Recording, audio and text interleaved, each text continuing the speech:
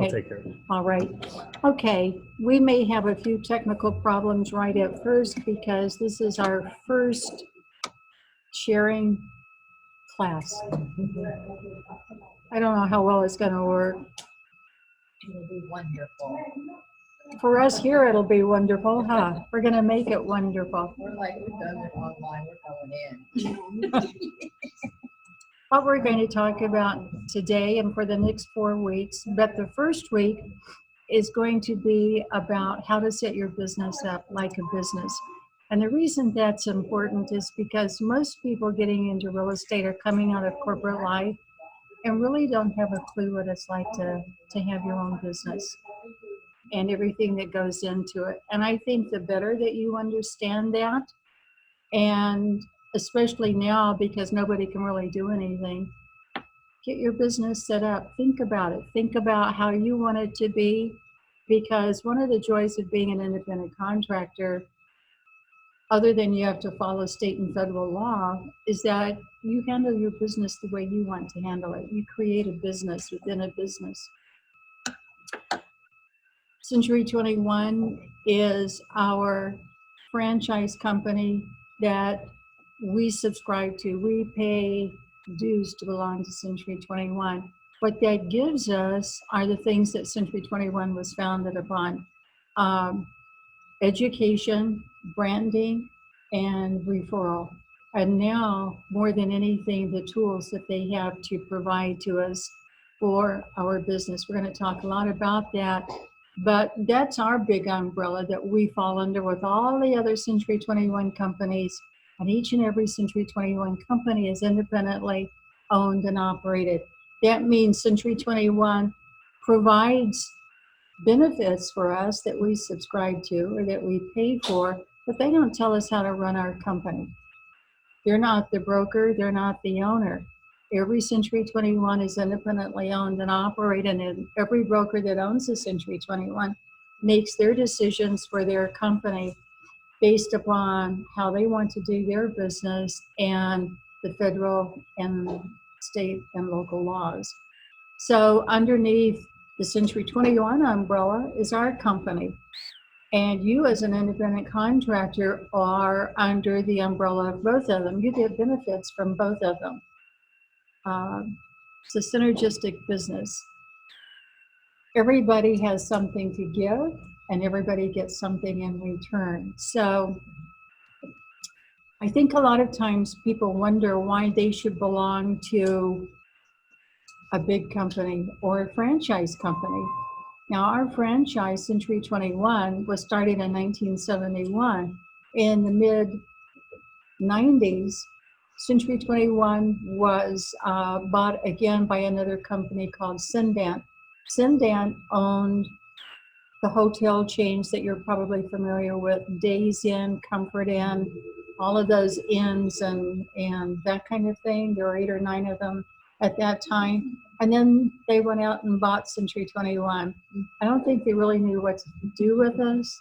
And I think that for a while we kind of floundered because they thought that they should change things.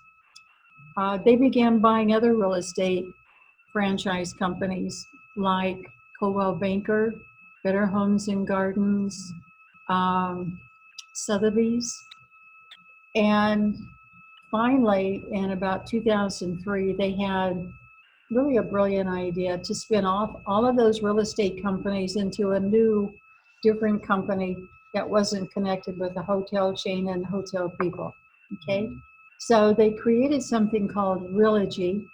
Realogy is our parent company now, and they're like the umbrella that's over all of those other real estate franchise companies. Century 21, we're the flagship, Coldwell Banker, Commercial, Sotheby's, Realty World, ERA, NRT, which I believe is connected somehow with Coldwell Banker. There may be some others. They own some title companies, so on and so forth, all real estate related. As far as I know, they're never going to buy any hotel chains. or convenience stores or anything else, they're real estate, and that's the way it should be. The best thing that they haven't done is try to homogenize us all into one blended group. They're beginning to do that a little bit by combining services, but so far we're still all very independent, and Century 21 by far and large is the most important part of that. So we get the best of all worlds with Century 21. It was founded on, like I said, branding. Do you know how Century 21 was started? Has anybody heard that story? Back in 1971, there were two brokers down in Southern California in the Long Beach area that knew they wanted to do something to get a lot of people together without making one great big giant company and losing their identity. They liked the way they had structured their business. They wanted to keep doing it, but they wanted to gain some foothold in marketing. So they invited a group of fellow brokers to coffee one morning. They were in a coffee shop in Long Beach, and they talked about their ideas, and it went over quite well with this group of people. And they were trying to think of what to call this new group. Excuse me. And across the street from the coffee shop where they were was a little hot dog stand called Century 21. Mm-hmm. And you know, this was 1971. 1971, we didn't have computers, cell phones. We had mimeograph machines, and that was all. So Century 21 seemed like something far enough out to be untouchable and kind of something special, and far enough down the road that it wasn't going to happen tomorrow. Century 21 was what they came up with from that little hot dog stand. And they began selling franchises there in the LA area, and then they branched out to the rest of the state, and then eventually the rest of the country. And from that, eventually they were sold on the stock market shares, and that's when we were sold, and we've been sold many times since then. Universal Studios owned us at one time, Coca-Cola, Metropolitan Life Insurance, and then Sindan bought us, and now we've spun off into Realogy. So that's a little bit of the history. This company was founded in 1959. We still use the man's name that founded it, Mr. Charles Watson. Was here as the broker for many years after he started the company. John Carey Sr. came in 1959 as a brand new agent, did quite well. About the time that Mr. Watson was ready to retire, John bought the company from him. And about 1970, 74 or 76, they maybe bought the Century 21 franchise in 74, and then John bought the company in 1976 and has grown it. And we're still under one roof, and we do a tremendous amount of business. We're in the top 0.5% of all Century 21s for the amount of business that we do. So that should bring a lot of hope to you, because where there's business, everybody gets to partake. So that's the good thing. Okay, so let's talk a little bit about what this means to you and what you need to do. This week we're going to talk about how to think about your business and what you need to do to think about your business. I would suggest, if you have time and can find some, reading some books about this kind of a business, or something positive, and I'll have some suggestions for you on some books. Think about your expectations, and let's talk for a moment. I know I got my salesperson's license 43 years ago, and then followed up with a broker's license. When I got into real estate, I didn't have a clue what it was about. And there's really no way anybody can tell you exactly, until you're there doing it, what it's going to be like. But I think we all come with hopes and aspirations and expectations. So, Noe, what are you hoping to get from real estate? What are you looking for? Um, as career, as the new career, because the work I do, I don't like it that much. So I like real estate is the hour, you know, you don't have to clock in like 8 hours, kind of like, kind of like that. Okay, having your own hours, finding something new and challenging maybe, and a new interest. Okay, Debbie, how about you? Well, so for me, I'm not really sure actually. I just Okay. kind of I did this because Gabriella talked about it, and I'm at that, I'm an empty nester now, and my husband is close to retiring, and I'm just thinking I might, do something part-time. It's for me, it's like it'll be a part-time. A new chapter, huh? Yeah. Okay, all right. Gabriella, how about you? A new career choice also. Okay, Yeah. all right. Something new. Have any of you owned your own business before? Or you have, okay. That makes a big difference. When you've owned your own business, I think it gives you an idea of a little bit about what to expect. And that's a good thing. Okay.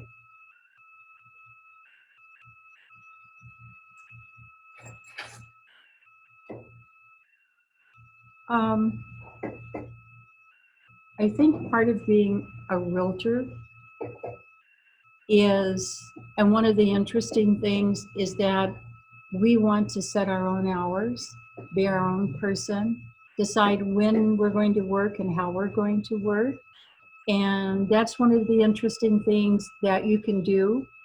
And we're going to talk a lot about that because I can tell you real estate can be a very demanding mistress for your time. Real estate will drain all of your energy and all of your time if you let it. And a lot of people let it because they get into a big spin and they don't know how to control it.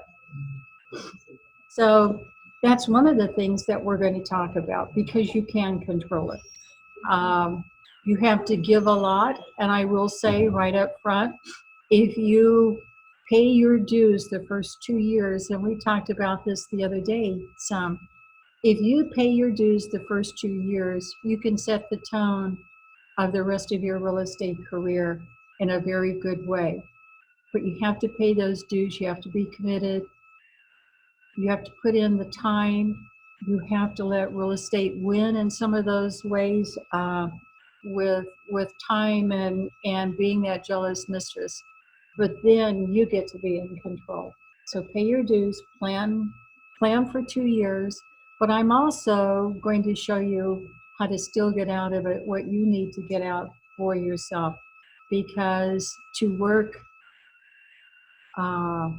many hours a day, 7 days a week, and there are people that do that and they get huge rewards, but there's a price to pay for those rewards. And you've got to find a balance that makes it work so that you've got time and you can be the person that you want to be in addition to being a good business person.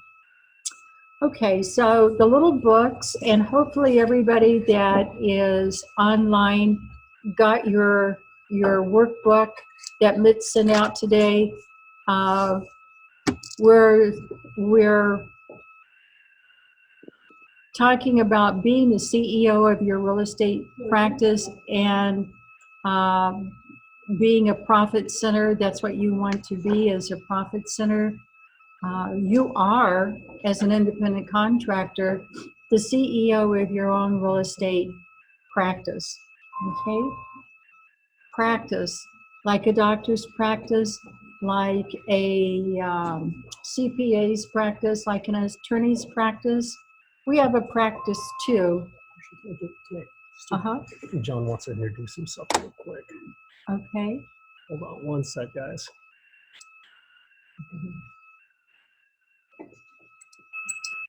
Go ahead, John. Oh, did I just do a gun? Oh. Okay, sorry. Go ahead. Okay. Okay, so what does it take to be a CEO? Now that you're a business person, what if you wanted to go down and get a loan to open up your own practice? What is the banker going to ask of you? He's going to want to see your business plan. He wants to hear from you what you think makes you a good candidate for this business, what your strengths are. Everybody's got weaknesses. If you recognize your weaknesses, you can overcome those weaknesses, but you have to understand what they are. You have to acknowledge them first. So those are the things that we're going to talk about today and Thursday. We're going to set some goals. We're going to talk about a business plan and do those kinds of things. I can't tell you how important it is to have goals in your business and everything you do. We subscribe to a world famous trainer called Brian Buffini. And if you ever want to look at something interesting, get on YouTube and put in Brian Buffini. There's all kinds of things on there that you can listen to. Listen to Brian for a little bit. We usually have 1 or 2 12-week classes a year with Brian here at our office. And one of the things that he's adamant about is that you've got to have goals. And you have to have them in different areas of your life. Of course, you want a business goal, but you need a family goal, a spiritual goal, a personal goal, and I'm leaving something out. We'll come to it. I can't remember what it is right now. But we're going to talk about all of those 5 different goals, and we're going to set some. You also have to know what your driving force is. What is your why? And I'll give you some, for instances, that Brian has used in his classes. And other people that I have had a chance to meet, we use their training too. There is an agent down in Southern California in the Laguna Niguel area. His name is Bob Wolf. Brian and Bob had, in a way, similar circumstances caused by different events, but it knocked the wind out of their sails and their legs out from under them. For Bob Wolf, the economy changed after he was a new agent in real estate. He wasn't prepared for it. He didn't know how to handle it. And he lost everything, including his wife and his son, his whole business. He ended up moving to California. Brian Buffini came here as a 19-year-old immigrant from Ireland. And I think he had $30 or something like that in his pocket, trying to find a new life. And about the time he was just figuring out things in this new country, he had a motorcycle accident with a car and ended up, now this was about 30 years ago, so a long time ago, he ended up with about $250,000 in medical debt and no way to pay it. But determined that he was going to pay it back. And both of those guys hit rock bottom. I don't think we have to hit rock bottom, but sometimes it helps because then there's only one way to go, and that's up. Nori, one of the things that we talked about the other night that Brian talks about, nobody has an edge like an immigrant coming into this country. It's a very special advantage because immigrants tend to want to work harder. They don't know any different. They want to succeed, and they're willing to do it. Those of us that were born here sometimes don't know how lucky we've had it for so long, and we aren't willing to work quite as hard. So it's something to keep in mind. Think about that advantage that immigrant people have and how they can utilize it, and how you can tune into some of that same thing. All of us have that ability. Okay, so if you understand what drives you, that's your why. For Brian and for Bob, it was getting out of debt, and they both said, I will never no matter what it takes, be in that position to where I have no control in my life and I'm financially destitute. So Brian went out and determined that he was going to be the best real estate person he could be. Bob Wolf did the same thing. He moved from northern Colorado, a college town, to where he is now. And his fear of losing everything was so great that he hasn't been able to turn loose of it. And he's the first one to tell you this isn't for everybody. I work 7 days a week, 365 days a year, but he tempers that with things that are important to him. He's got a home in Palm Beach that he goes to. He has an airplane. He goes to San Diego for breakfast once or twice a week. He plays tennis twice a week. He's got things scheduled, and that's one thing we're going to talk about, how to schedule those things in life that are important to you so you get to be a real person and not just a work machine. Okay? But you have to figure out what's really driving you. What do you want? And when you want that as much as you want and need to breathe, that's when you know you're going to be a success in real estate. So I personally think that's hard to find unless you've had some severe challenges in life. You may not know what it's like to really be challenged. So you have to reach deep. The one thing that I can tell you, and this is what Brian says, your why today may be different later on. And especially when you set your goals. As you accomplish those goals, you have to set new ones. And it can't be the same thing.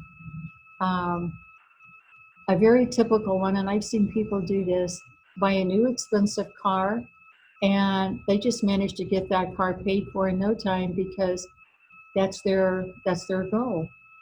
Buying a new car doesn't work, and they can flounder. So you have to continually find what your motivation is, what's driving you. And it can be material things, it can be family things, all kinds of things. So we're going to talk more about that. We're going to spend some time working on those things to help you find what your why is and what your goals are.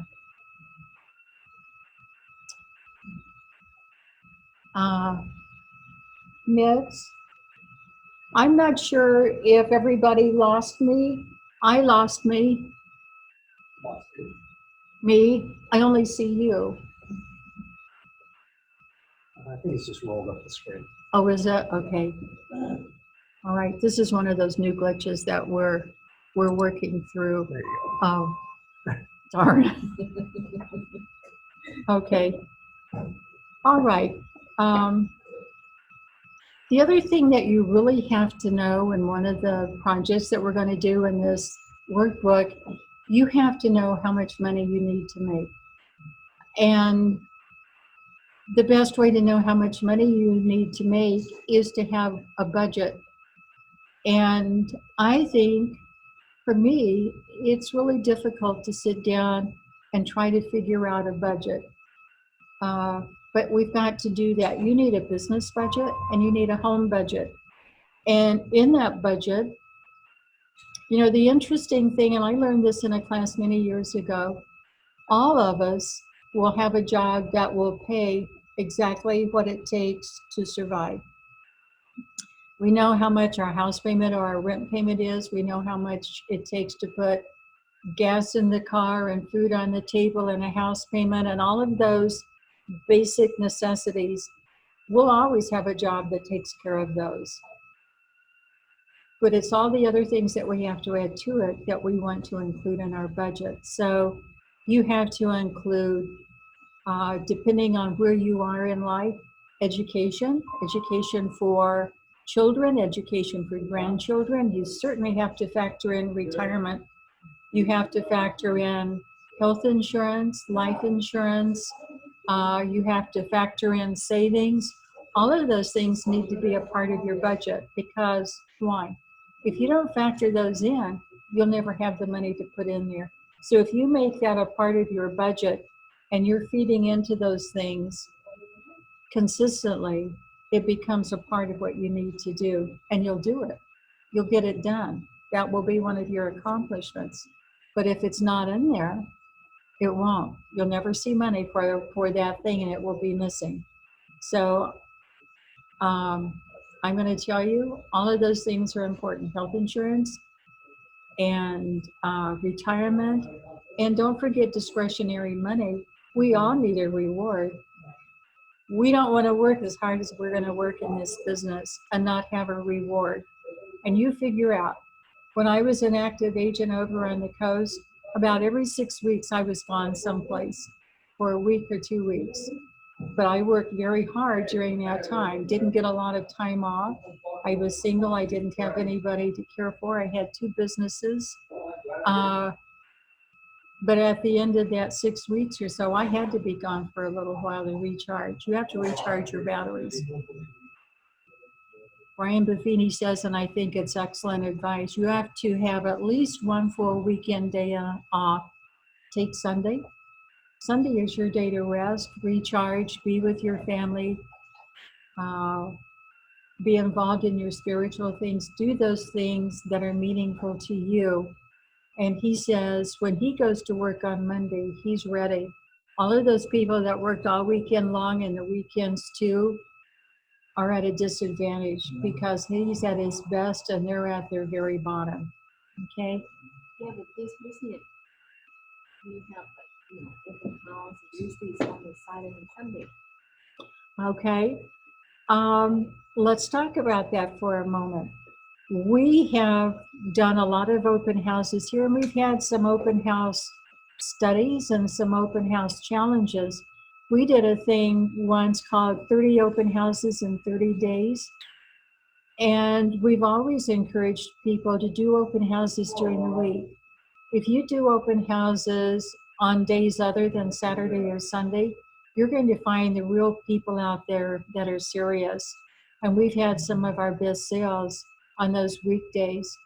And you have to be careful. You don't want to be way out in the country where nobody's going to drive by. But if you've got a listing, if it's not your listing, another agent will be more than happy to share their listings for you to do open houses. If you have a house to hold open that's in a good area close to a busy street where you can put a sign or maybe right on that busy street, but no more than 2 or 3 blocks off of that street so people can get to it easily. If you set up, let's say you're close to a school and parents are taking their kids to school and they see your open house sign, they may not stop as they're taking their kids to school, but they may come to pick them up early. So try to structure your time whenever the traffic's going to be going by. Know what time the schools start. If those people going up and down that street are on their way to their office, where might they be going to? Are they going downtown to a financial center? Structure your time that way too. Know when the big traffic movement is in that area. And have your open houses during the week. And I think you'll be pleasantly surprised to see that there are people out there that are serious during that time. Part of what I said about paying your dues the first couple of years might involve doing some Sunday open houses or Saturday and Sunday. But eventually you want to get your practice built up enough so that you can totally remove yourself, except for rare occasions. And there's always going to be a rare occasion in this business because having a real estate license is very much like being a physician. When somebody needs you, they need you then. They don't need you next Tuesday or a week from Monday. They need you right now. And if they can't get you right now, they can get somebody. So, but here's the important thing to know. People like to work with successful people and busy people. And if you say to them, I'm sorry, my child has a soccer game, I can't meet with you at 3 o'clock today, or I'm too busy, or I have a hair appointment, a doctor's appointment, a this or a that, then you're not going to like that. But if you say to them, full time. Yes, I have an appointment. Doesn't matter what that appointment is. It's a predetermined thing that you have to be at. I have an appointment at 10 o'clock, but I can either meet with you at 3:30 this afternoon or tomorrow morning at 10. Which of those times works best for you? And they will understand that you're a busy professional and they will give you that time. Okay. Okay. Any questions so far about anything? Okay.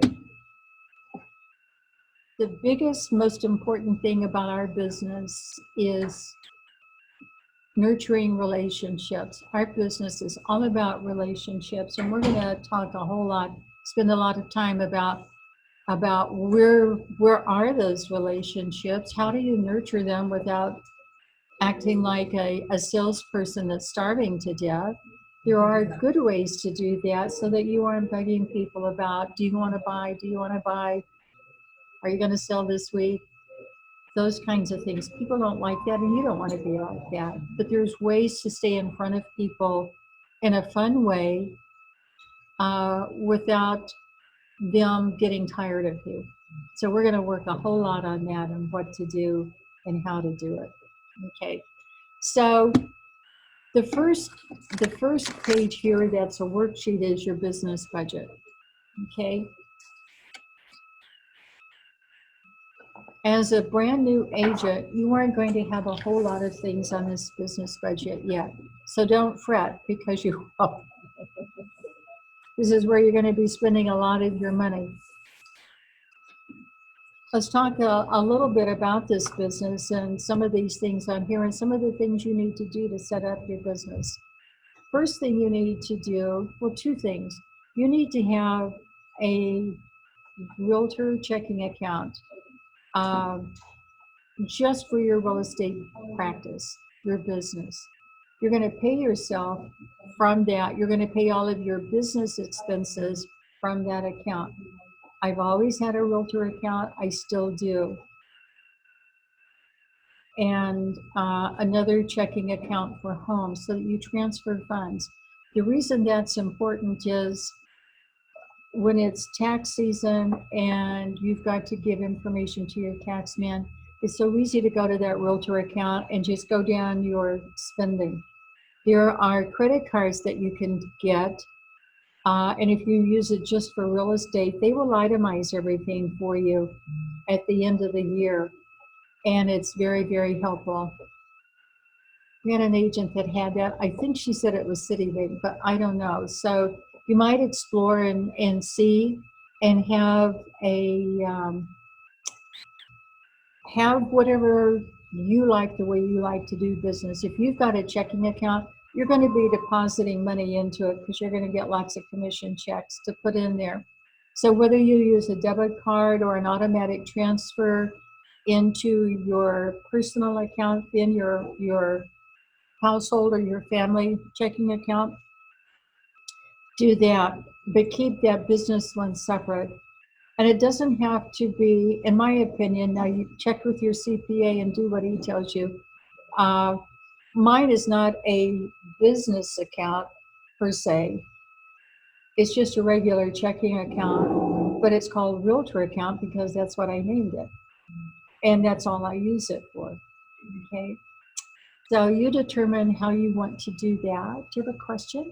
So you can do it any bank or? Oh yes, any bank that you like, any bank that you work with now, just go in and say you need to set up another checking account and you want to name it your realtor account.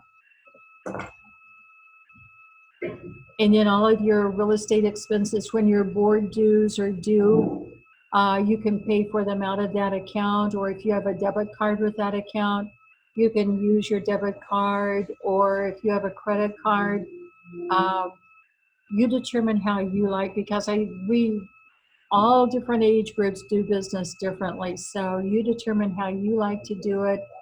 But my biggest thing to share is keep it separate and make it easy both for yourself and your tax man, because you're going to want to be able to keep as many things for your tax man as you can. It's going to be very important as you begin earning money to be able to have all of these write-offs, and we get a lot. Just about everything you do in real estate you can write off. Okay. When you buy a new car as an independent contractor, you can depreciate that car, and it takes a big chunk off of your taxes. Um, your CPA is going to talk to you about the way that he wants you to do business, and I say he generically, she, whoever your CPA is. Um, there's different ways of doing things, but you need to keep a mileage chart. In my car still, I have a book, and every time I put gas in my car, I put down the mileage, my trip mileage, how much it is a gallon, how many gallons I bought, and what my total bill was every single time without fail. If you use a credit card, you probably will get the little slip that's got all of that on it. So however you do it, but you need to keep track. And then your CPA will determine the best way to utilize that information. You need to keep track of your mileage too. Now, I have a CPA that I have had for, gosh, it must be well over 35 years now. And he likes the shade of gray. And so I'm going to say, try to find a CPA that likes the shade of gray. Not everything is black or white. And laws change. And he says, I don't know how this is going to work, but let's just keep going down this road. If it turns out to be a bad choice, then we'll just pay the taxes on it and call it even. But he's aware of what we're doing or used to do. And it makes it real easy that way because there are a lot of shades of gray. And you certainly don't want to get in trouble, but that's why you need a CPA that understands independent contractors. Not every CPA does. So interview people, ask some of the agents around who they use and recommend, and use somebody that can handle an independent contractor. Last year, they set up a special thing where I can't explain it the right way, but it has to do with getting 20% either off or back or something. I've got a page in my taxes for last year and this year where my CPA did that. And those are the kind of things that you want your CPA to know about. And if they're used to working with independent contractors, it's much different than working with somebody that just gets a W-2 form. Okay, so interview your CPA. This is a good time. Find somebody. I was going to say we're past tax season, but we're still in tax season until July. So find somebody that might be willing, and then help them, let them tell you what you need to do to get started. And if you align yourself with that CPA and build your business from there, it's going to be a whole lot easier than trying to come in the day before the end of tax season with a shoebox full of receipts and stuff, and he's going to charge you a whole lot more money. So there's a lot of easy ways to do this, and that credit card and your checking account are some of the best ways. Ask him what the red flags are. I never like to get too involved in some of the red flag areas over the years. As an example, I never wanted to claim a whole office at home because when you sell your house, then you have to factor all of that stuff back in. And I know he still, my CPA does that a little bit. He automatically does some things, but it's not the same way that somebody that's going to write off that office in their house. Now you talk to your CPA, and if you like that and he's good at that, go for it. I'm not telling you how you should or shouldn't do anything because my ideas other than shades of gray, are usually pretty conservative. But let your CPA be your guiding point. Okay. Everything you can write off in real estate, just about. Dry cleaning. We have career apparel here. I'm sure Mitz has on his shirt today, and John Jr., John Sweeney, a lot of times. A lot of agents will have things that say Century 21 C. Watson. That's career apparel. You can write all of that stuff off. You can write your dry cleaning off. The dry clean, like just your clothes, Uh-huh. and then you can dry it out. Uh-huh. As a business person, yes.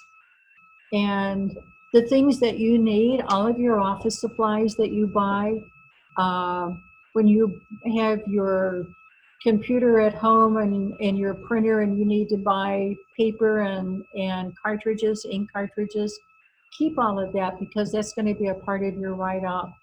One of these days, you're going to have as many write-offs as you can, you're going to want to have because it makes a huge difference. Okay? All right. Your career apparel you can write off. If you've got things like business suits and that kind of thing, you can't write off purchasing them unless they've got the logo on them. But you can pay for the dry cleaning. And then if you donate those things, for years I've donated business clothing to a group called Dress for Success. We used to have to box them up and send it to Dallas, but we've got one right here in Fresno now. So you just box those business clothes up, send them down, have an idea, or if you give something to Goodwill or Salvation Army, when they had the fire up in Paradise, we went through our closet and got a lot of winter coats and sent them up. You can deduct all of that as a donation. So you just have to have a receipt and an idea of the value there. My husband donates a lot of stuff to Habitat for Humanity. So we always get a receipt from them. It's those kind of things. And they will gladly give you a receipt. So, okay. My CPA said that everything I did was a way of getting business, except he didn't like me to use church, and I agreed with that. So don't wear your name tag to church. You're going to get business from church, but that's not your purpose for being there, okay? So, but everything else that you do, no matter what you do, if you go to a PTA meeting or you go to, what's the thing that ladies do? Bunko, that kind of thing. You're going to talk about real estate there. Yeah, kind of a card game with dice or something. No matter what you do, you can always tie it into real estate that you're doing something. And one of the things we're going to talk about later, where to find business, you're going to find business in your social structure. The things that you do, the clubs and the organizations that you belong to. I think people that have children are lucky because they're out there all the time in sports and But I don't have any. I have one, but she's going out for yeah, it's okay. We're going to find other places for you, Noah. You're going to have more than you realize. Yeah, we're going to work on that. So anyway, your business budget, you need to go through right now the cost of your education for getting your license is a write-off. So keep track of all of those things and the expenses, the cost of applying for the exam and everything. Driving here, yeah, all of those things, keep track of, and it will be useful to you later on. This year, you're not going to have a whole lot. You're going to have your NAR, CAR, and our local FAR dues for the associations of realtors. Those are going to be prorated depending on when you finally get to take the test and get to join the board. So keep track of all of that. You're going to have probably some open house signs, that kind of thing. What your business budget will grow through the years. Your home budget, I actually have some better pages than these, and I'll make some copies of those and give to you. But you want to put absolutely everything down in your home budget. And the sheets that I'm going to give you will give you some ideas. And there again, put down everything and put down your discretionary items. If in your budget you set aside, pick a number that works for your family, $400 a month for discretionary stuff like going to the movies, going on a picnic, whatever people do. Be sure to include that discretionary money because it's a part of what you want to have money for. Okay? Okay. So the reason that we need to know our business budget and our home budget is because next we're going to estimate our income. Okay? You need to know the total of everything on your budgets. And then that's going to give you an idea of how much money you really need to make. Okay? So if your income for, let's say for next year, or for this year, whatever, figure out how much money you need to make with all of those things that you have there. And we're going to divide that by the median sales price. I've got here 255,000. I think our median price is probably higher than that now, but for the sake of example, we'll just use this. And commissions for the median sale, we still like to see commissions at 6%. We're going to talk about commissions and who sets them and how we get a number later on. But most of our commissions these days are at 5%, sometimes under, occasionally over. Sometimes we still see a 6%, but probably we see 5%. And so each transaction has two sides, a seller's side and a buyer's side. The seller's agent is the listing agent, and then the buyer's agent is the selling agent. It's confusing, but you've got a listing agent and a selling agent, okay? So that commission, that 5% or 6% commission is cut in half, and half of it goes to the listing side, half of it goes to the buyer's side, and the agents representing those sides. So if you divide the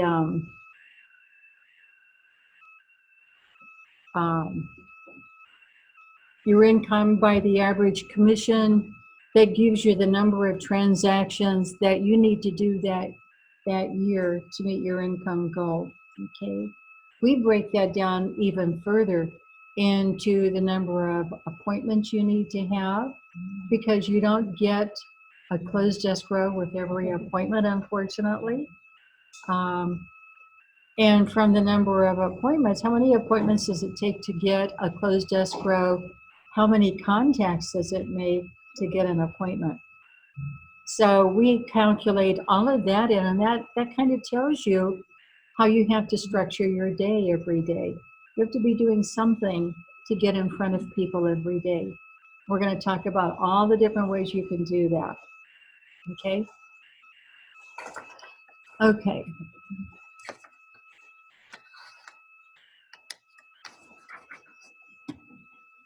Okay, so at the beginning of our session, I said if you went to a bank to apply for a loan, they would ask you if you had a business plan, right?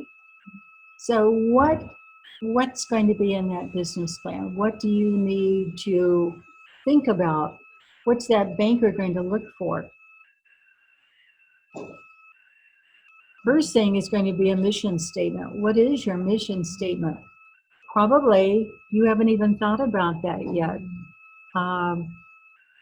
But this is a good time to start thinking about what is your mission statement? Are you going to make your mission statement about the personal side, you personally, and what you need to accomplish in this new business? Are you going to think about it? I don't want to say philanthropically because we're a for-profit company. We're not a philanthropy. But what is your mission statement? To be the best agent possible to meet the goals of buyers and sellers. You're going to think about that and you're going to come up with something. And whatever you come up with is probably going to change because as a new agent, this is unknown territory for you. So don't try to be too broad or too grandiose. Make it work for you. And usually we have an office meeting toward the end of the year every year where we sit and do this kind of thing for the next year. And we talk about our mission statement and our goals and our budget and so on and so forth. So this is something we take seriously. And we do it as a company at least once a year. Okay. So think about your mission statement and what you want it to be, because it's going to shape how you think about what you're doing for you personally, and it's going to be different for everybody. Okay. Your projected expenses and your budget, you can bring both of your budgets directly into that. From your family budget, let's say you need to make $8,500 a month to accomplish everything that you want to accomplish. Then you're going to take that as a part of your business budget and you're going to add it in because you got to pay yourself, right? Management needs to be paid. Why are you uniquely qualified to succeed? You know, that's one of the nice things about real estate. Everybody brings something different to the table. And we aren't all the same. Some of us are introverts, others are extroverts. Some of us are highly educated. Some of us have minimal education. It doesn't matter. We're in a level playing field here. You're going to work with the people that you work best with. You're going to gravitate towards those people. There's somebody for everybody. And as you look around all of the agents here in our company and throughout the industry, we've got over 5,000 agents here. There's not a cookie cutter that everybody's stamped down of to be in this business. And that's the good thing, because it lets us work the way we want to work with the people that we want to work with. Okay.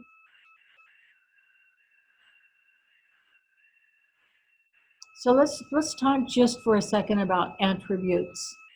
What do you think a good attribute would be to help somebody succeed?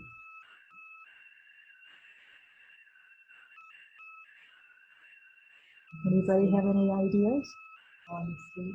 Honesty, integrity, Loyalty. I'm sorry, still didn't. Loyalty. Oh, loyalty? Yeah. Yes, absolutely. Loyalty is very important. Having the time and desire. Hard worker, yes. Perseverance, yes. Thin skin. Yeah. You have to have, if you don't have, I shouldn't say thin skin, thick skin. You have to have thick skin in this business. And if you don't have it coming into it, you will develop it, because there are challenges that way all along the way. And the first thing you have to learn, and I think it's harder for women to learn this than men, don't take it personally. It isn't about you. It's about whatever the thing is. Okay. It is a business. And And not to get frustrated because it's not gonna happen as you think it's going to. yeah, it really I isn't. mean, you don't get that call when you thought you should get it by 5. Yes, Keep moving the dates and yes, getting them back in. yes, yes. Or your best friend is getting ready to sell her house and they list with another company because her husband had a cousin who had a best friend, and you lose the listing that way. It happens a lot, and it's crushing. It's crushing. And it really isn't about you. It's for their best interest because it happened to me too. Like when you just live in San Diego, so you decide to sell the condo, and so my friend said, "Oh, you come to me," and I said, "Okay," but then my husband said, "Oh, I can do it ourselves." So I said, "Okay." And then he kind of upset, but at the time we did what is best for us. It's not about him. So that's Yeah. not it, right?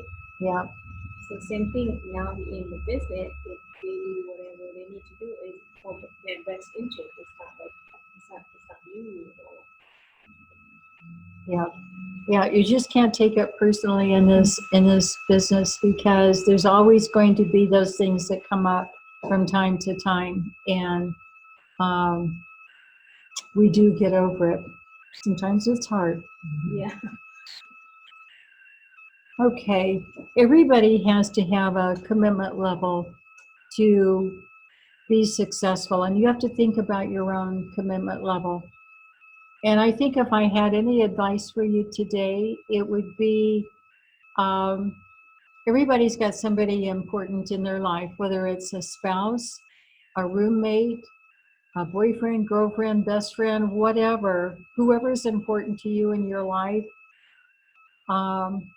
You need to sit down and have a very heart to heart talk with them and get them on board with you. If you don't get somebody on board with you going into this business, you'll never get them on board, and it can be very, very difficult. Years ago, I used to see a very high divorce rate in real estate. I think that's calmed down. Maybe it's the difference in the area. Maybe Fresno is more settled than the coast was, but the divorce rate was extremely high. And it goes along with being the jealous mistress that real estate is and demanding time. But I think if you sit down with the person that's significant in your life and say, I'm doing this for us, I want you to be on board, have a heart to heart talk about the time that you have to spend. Because if you don't, sooner or later you're going to have that talk. So I would get them on board sooner than later and show them what you have to do. You have to have a whole game plan, budgets and business plans, and that you're taking this very seriously, and make some goals with what you want to do with part of the earnings as a family. Remember, that's part of the 5 areas that you're going to be setting goals in. You need family goals, and if you're working towards whatever it's going to be, a second home, a special vacation, um, paying ahead to get your house paid off, whatever your family goal is, then you know that you're working for the same goal together. And they will appreciate and encourage and support you, where if they feel left out, they don't. And it can become a very sticky wicket. Okay.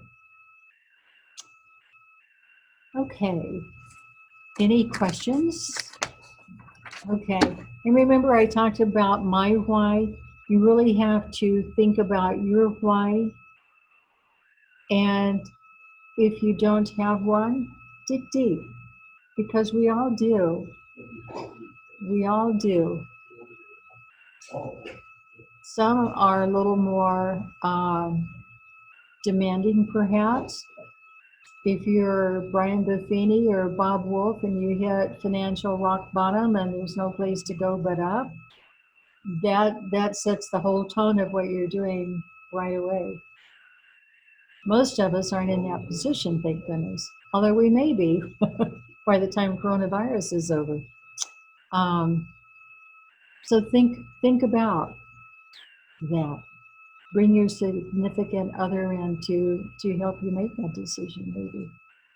Or maybe it's just private. Okay.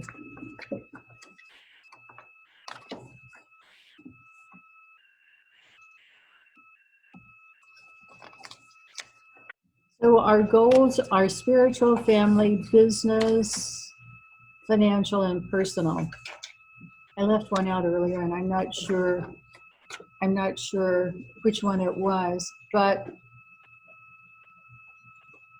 one of these days we'll all get together and I have a special Brian Buffini tape that we're going to watch about goal setting. And he explains why it is important and why when you've got these 5 different areas to set goals in, how one area can affect another area and can be the driving force for that. And an example that he gives in his lecture is that he was having a 2-day retreat, and it wasn't a retreat. It was a training class that he had, and it was 2 days. And part of the thing that they do is they actually put on some classical music, and they take some time for people to write out their goals with that classical music because it engages both sides of your brain. And he took that time to go out in the hallway for a moment, and there was a lady there from the class and just pacing up and down the hall. And he said, "Why aren't you inside writing some goals?" And she said, "I just don't believe in that. I'm all about survival. I've got however many kids she had, and she was a single mom, and everything was a struggle."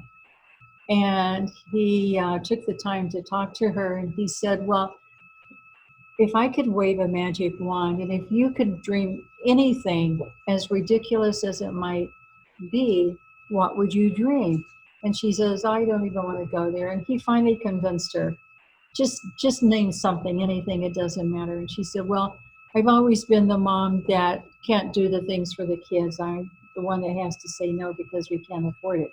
She said, "If I could do anything, I would take my 4 kids, their best friends, to Disneyland for 2 weeks."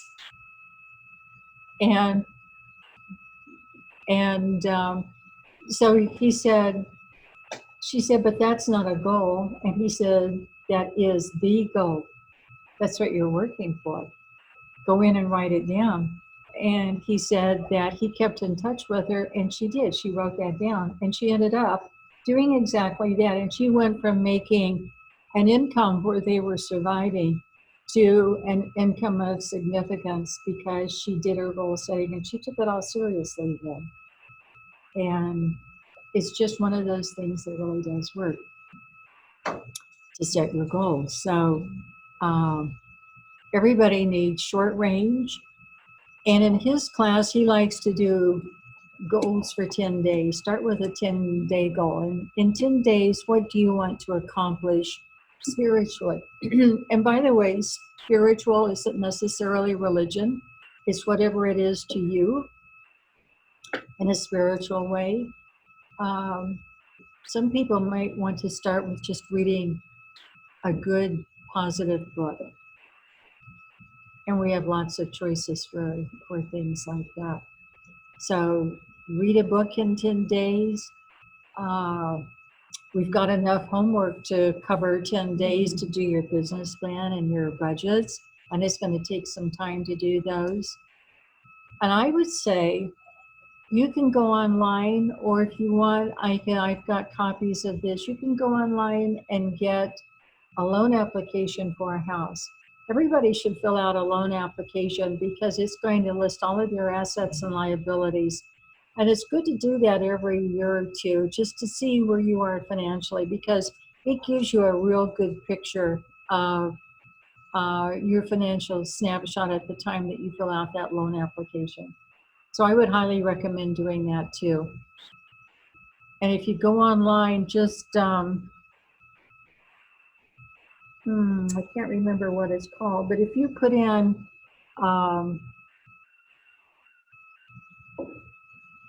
home loan application, it'll pop up. There's a name for it, and I can't remember what it is.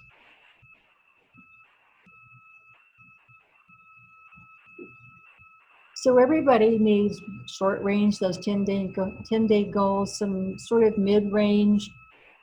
Mid-range for you right now would be, if I could have my real estate license by August, can I get one listing and sell one house by the end of the year? That would be a good goal. And that's entirely possible. So something like that. Long range goals, where do you want to be in 5 years, 10 years? Where do you see yourself? How is this business going to help you get there to where you want to be in 5 or 10 years? Do you want to, this kind of goes back to what your why is. Are you seeking to use what we talked about in the chapter? Are you seeking some tremendous financial benefit to grow some wealth? Do you want to begin investing for yourself, creating your own portfolio? People come into this business with different ideas. And a lot of times I think we don't even know what that idea is until we get there and get started and see what we can really do. And building your own portfolio, if you don't have any other goal, is a great thing to do. Your own portfolio of properties, rentals, development land, whatever your interest might be. There's a lot of ways to do that. Your goal may be in 5 or 10 years, you'd like to have a broker's license and have your own real estate firm. That could be a goal too. Or you want to be able to do so well in the next 5 to 10 years that you've got enough money to sell your practice, and that's something that if you structure it right, you can sell your real estate practice when you're ready to leave this business, and people will pay for it. I want to talk about how to do that too. Okay.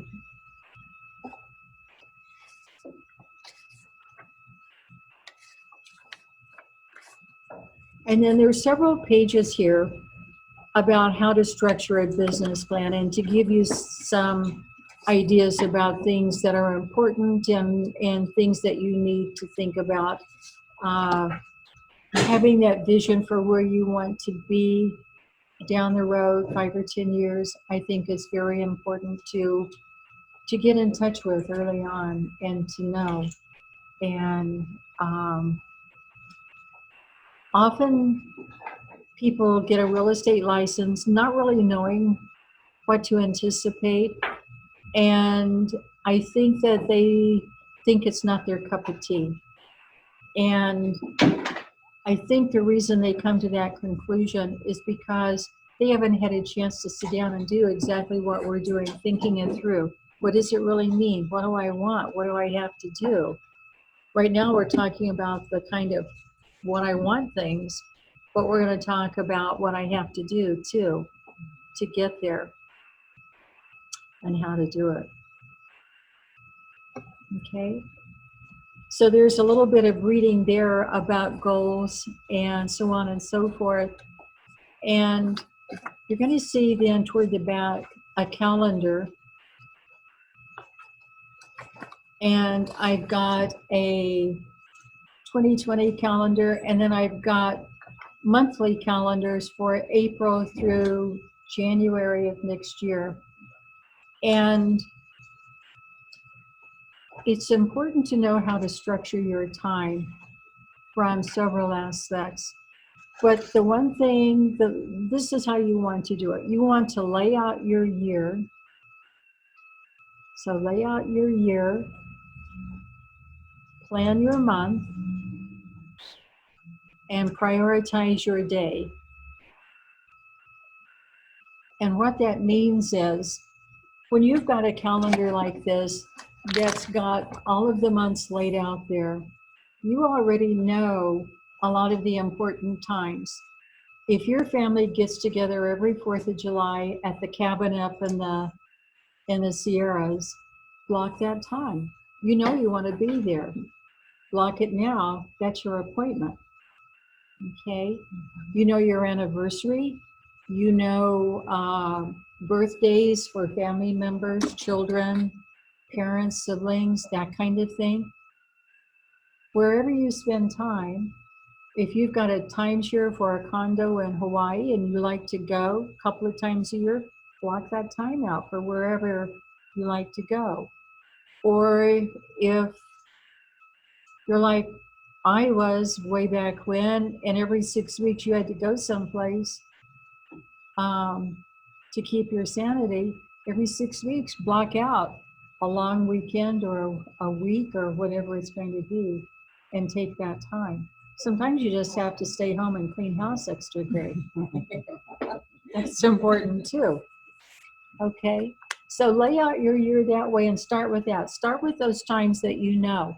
And if you really don't have anything to put down, plan a vacation for yourself and say, next January, I don't know what I'm going to do, but I'm going to take a week and I'm going to plan a shopping trip to San Francisco, or I'm going to Washington, D.C. in April to see the cherry blossoms. Whatever it's going to be, block some time and then plan. If your plans change, that's okay.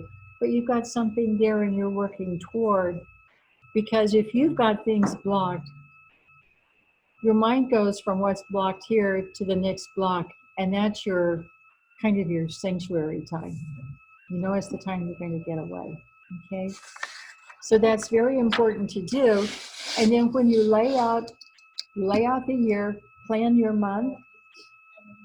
Once you get your license, you're going to know we have an office meeting every Wednesday at 8:45. So you can block every Wednesday at 8:45.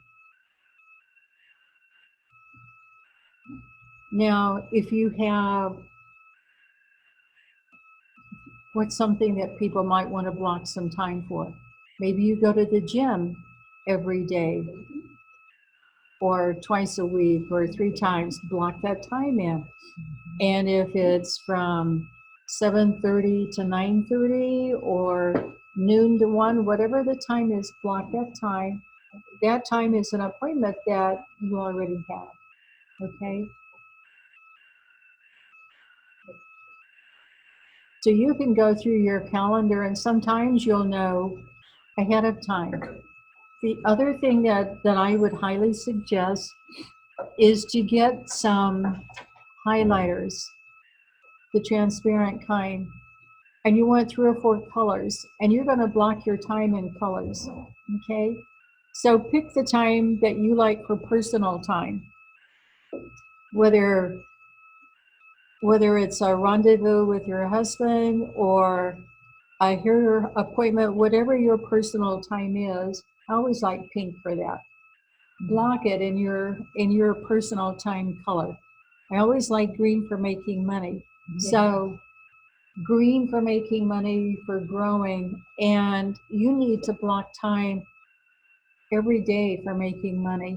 And if you block that time, depending on whether you're a morning person or an evening person, some people like to get up early and do all of this stuff to create business before the title companies open and before people are out and about doing other things like looking at houses. So we're going to talk about what you're going to be doing in some of that time later.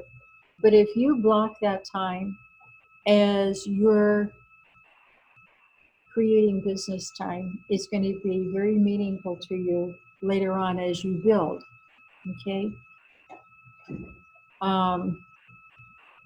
We're going to add to that different things that you're going to do, you're going to begin to add appointments in. You're going to have listing appointments, and you're going to have appointments with buyers. Maybe you want to use that green color. Maybe you want it to be orange or yellow so that it really jumps out at you and you don't forget, because you don't want to forget that you've got an appointment with a buyer or a seller. And block that time that you've got scheduled for that. That way, when somebody calls you up and says, I know you've got a listing on Elm Street. I really would like to see it. Can you show me right now? I'm sorry, I've got an appointment right now. What I have, and I'm looking at my calendar, I either have 9:30 tomorrow morning, around noon. I could even do it at 6:30 tonight if that works for you. Give them some choices. It shows that you're interested in it, you care. And then block their time so that when somebody else calls and says, I see you have a house on Elm Street, can you show me that house? Then you're working around your schedule. I have to tell you an interesting story. We had an agent here for a number of years who was just a spitfire. Sold a lot of property, darling person from Romania. And she had a son that graduated from high school, and he went down to San Diego State to go to school in his first year in college. And, young man away from home for the first time in a college environment thinks of one thing, right? Parties. And so he wasn't doing well. His mom did not like that. And she said, I'm coming down. We're going to spend all night, put on the coffee pot. I'll be there in however many hours it takes to get to San Diego from here. So she took a planner and a bunch of highlighters with her. And she said, you're going to block your time, and you're going to, what days you have what classes, what days you can study. And then you can pencil in, you can put aside time for partying after you've done all of that other, and you need to do that. But you don't need to do that when you're supposed to be doing homework or in a lab class or a class or whatever. And she got him to do that. Changed his life. He became a straight A student, graduated, went into the Army, which is what his goal was. He wanted to go into the Navy, went into the Army, became a Ranger, and has excelled. And after he got out of the service, he got a life insurance license. He's up in Seattle now, and he still uses that color code system, which I think is just amazing. I love that story. Kind of have to know Lydia to appreciate the effect of it. But the idea is that it really works. And if you block your time, when you open your book, those colors jump out at you. And oh yeah, I've got a hair appointment, or got to go see my mom, or whatever your block time is for, and you schedule around it. That gives you the freedom to enjoy this business and be a business person. Because heaven knows we've got to get our hair cut from time to time. Or whatever, huh? So I think it's really important. And if you make these habits, how long does it take to form a new habit? Does anybody know? How long? 21 days. 21 days, about 21 days, that's right. You do the same thing for 21 days and you've got a new habit, and then it's hard to break that new habit. So work on finding the time, being very diligent and devoting the time. And we're going to be talking about what to do in some of those block times for creating the business that you should do. Any questions so far? I'm looking for a clock on Mitz's computer and I don't see one. Oh, it's 2:51. Okay, so we have about almost 45 minutes to go, okay? All right, good. Because um, by the way, I put in a daily schedule here for you to use if you like for scheduling things. Let's talk about where to find business, okay? Business is all around, it's all over the place. And it probably will find you before you have a chance to find it, because as you're out and about, you're going to see everybody likes to talk about real estate. And if you go to a barbecue or a party or any grouping where there's people gathered, it's always going to gravitate toward real estate. How's the market? Um, People just are interested in property because we all live in a house. So it's a natural thing to be interested in real estate, and they will ask. Okay.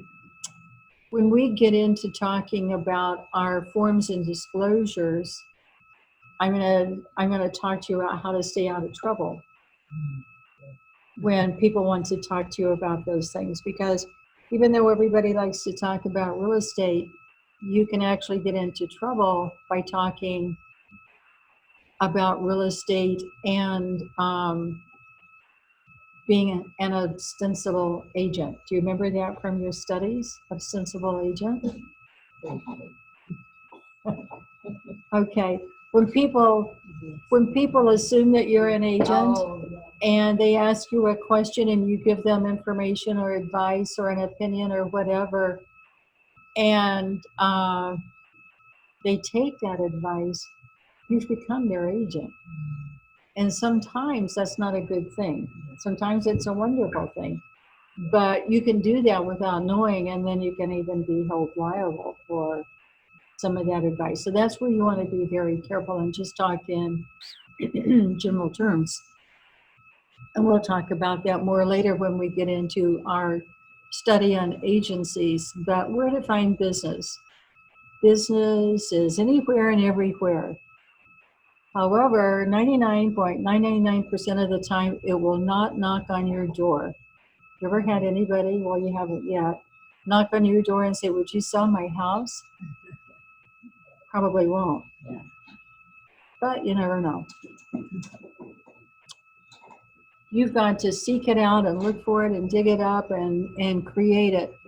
And ways to begin. Open houses. Open houses are the very best way for a new agent to begin getting business, because let's talk about how those open houses work, because there could be some misconception. You don't have to have your own listing. And we've got usually a lot of listings here with our company, and a listing agent may not always have time to hold that house open themselves, and they're looking for people. They like for people to volunteer to hold their listings open. So if you, let's say you want to hold an open house in your neighborhood, just look for our listings in your zip code and for something close, so that you don't have to drive to Sanger or you're up in the country there.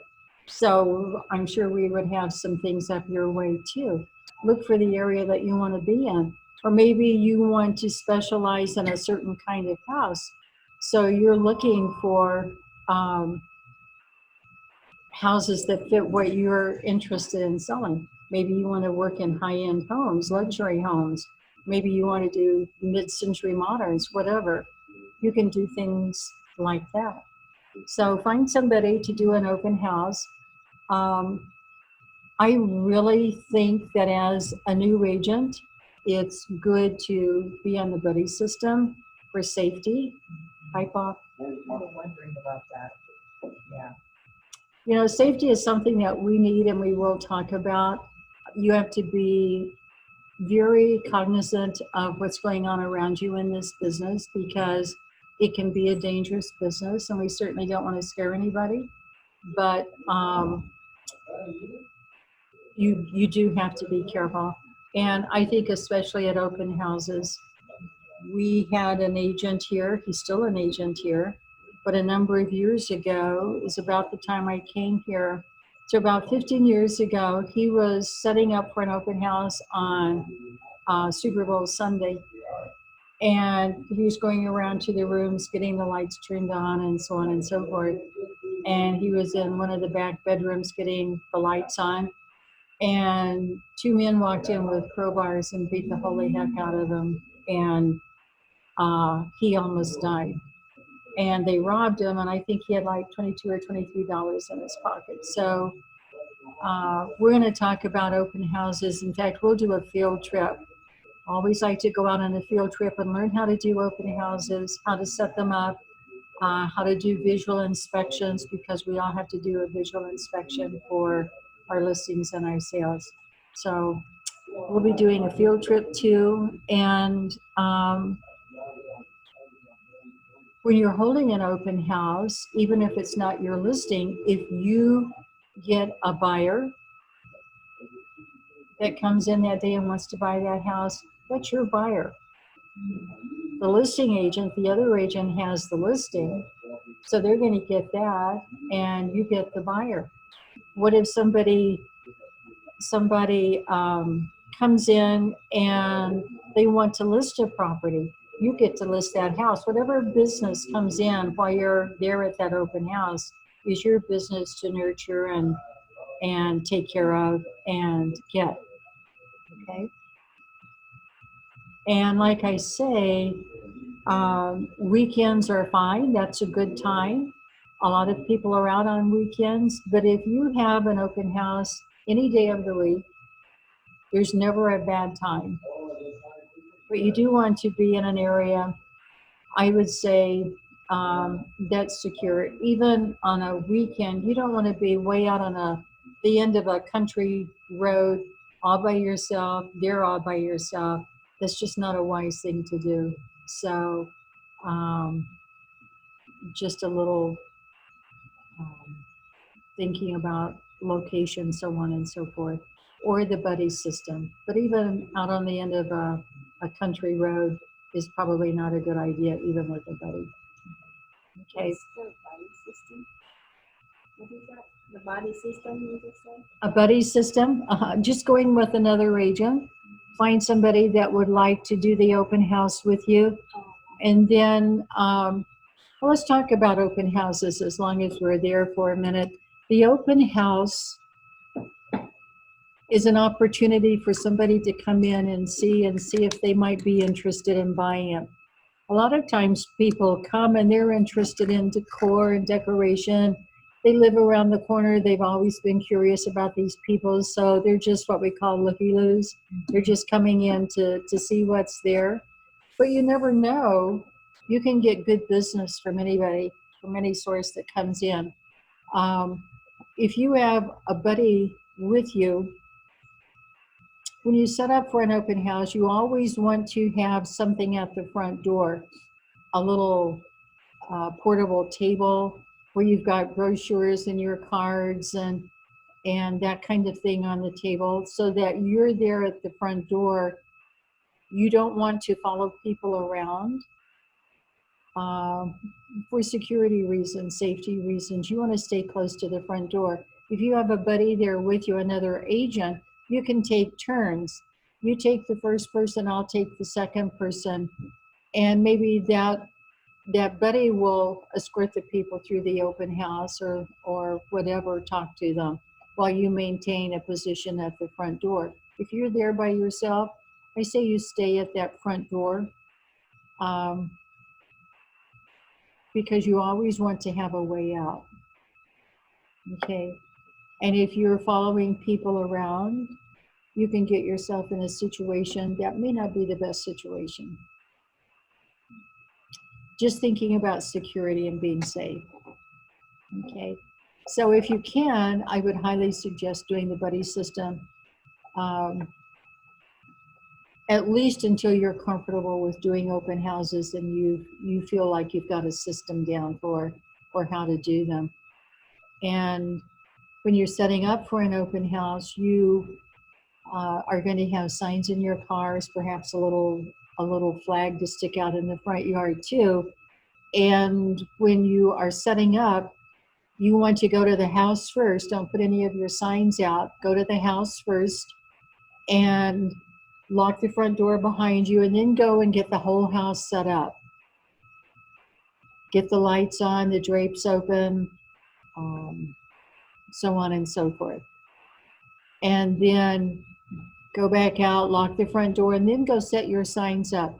Set the furthest sign first. So if you're out on a main street and you have to put in directional signals or signs to get to your open house, then you put the furthest out, and you want to be on some main arterial streets with your signs directing people in, because the traffic's going to be on those busy streets. And then you direct people into your location. So usually you're going to have 6 or 8 open house signs out, maybe more. In some cases, perhaps less, but probably about 6 or 8. And then you want brochures and flyers for the house that you've got open. A good agent doing an open house is going to look for every house for sale in that neighborhood and have a brochure. If you print a brochure from the MLS, it's going to come with your information on it, not the listing agent.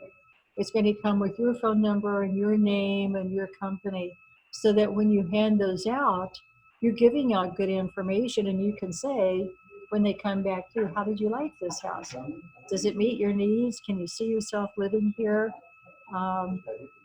And if they say, no, this doesn't quite do it, but I like the neighborhood, then you can hand them the sheet with all of the other listings and say, I've got this already prepared for you. It's all the other listings within a quarter of a mile of here, or half a mile, or whatever. I'm happy to give this to you. I would just ask, because they're listed by a lot of different companies, I'd like to represent you when you go to look at them, and I can set up an appointment for you anytime. Let me know what works for you, and we'll go take a look at some of these. Or tell me what you're interested in, and I can do a custom search for you. And that's how you're going to get business from an open house. Very, very rarely does somebody walk into an open house and buy it. They're there just to look around, and they're curious and see. Sometimes they fall in love with that house, but chances are they won't. People, if they're going to buy a house, they already buy them online. Like, they look around, and then if they really like it, then they want to see. Yes. Yeah.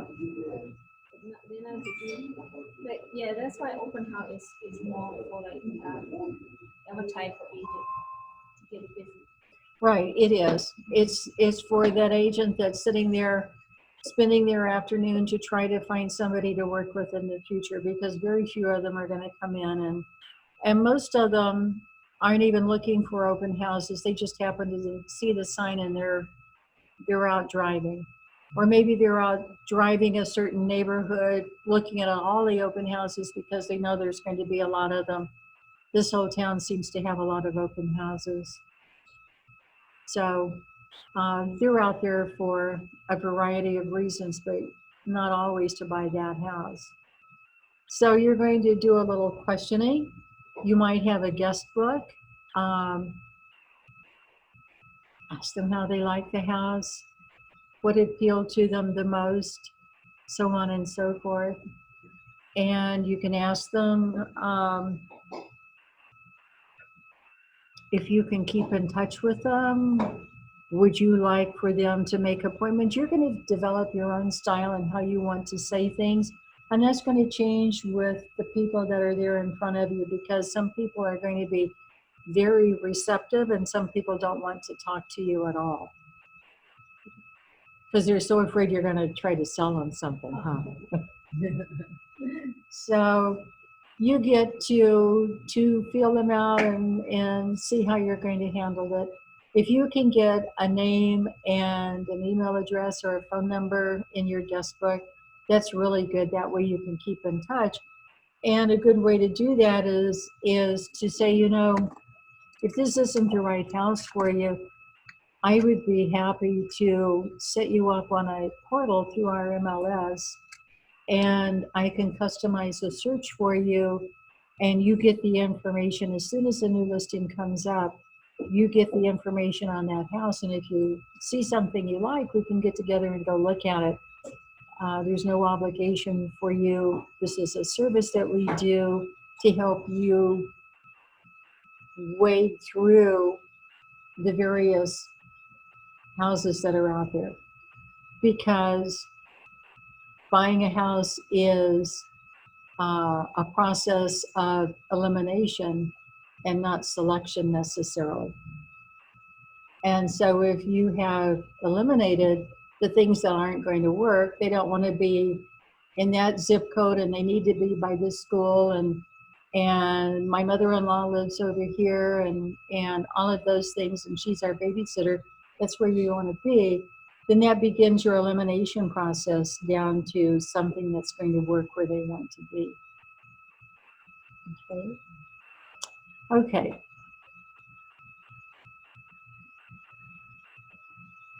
So open houses is probably the easiest way for agents to get started, because we have a selection here, and the agents are usually pretty generous in allowing you time to sit in their listings and do their open houses.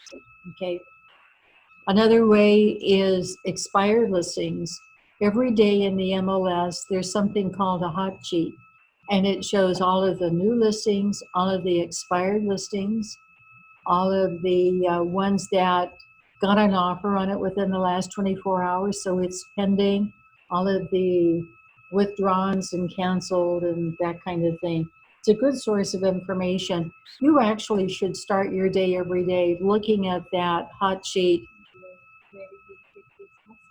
It's in the MLS when you log into the MLS, and you can't do that yet.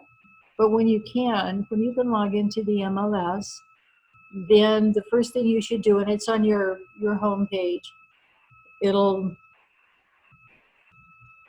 do you know if it's called the hot sheet? What do they call that? I think that's what they do call it. Is the hot sheet, and it's got all of those things.